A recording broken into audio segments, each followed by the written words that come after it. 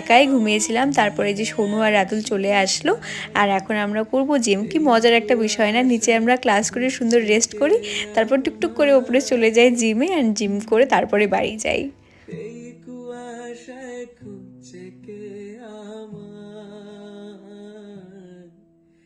আমি একলা ক্লান্ত ঘুরি যে লাস্ট আমার একটা ভিডিওতে একজন কমেন্ট করেছিল, কোন প্ল্যাটফর্মে আমার ঠিক মনে নেই, বাট কমেন্ট করেছিল যে তুমি মোটা হওয়ার জন্য এত কষ্ট করলে তবুও মোটা হলে না।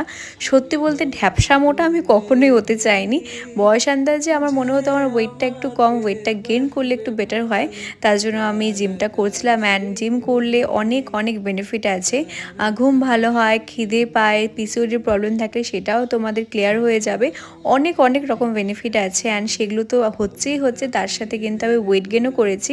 এই 2 মাসে আমি 5 কেজির মতো ওয়েট গেন করেছি।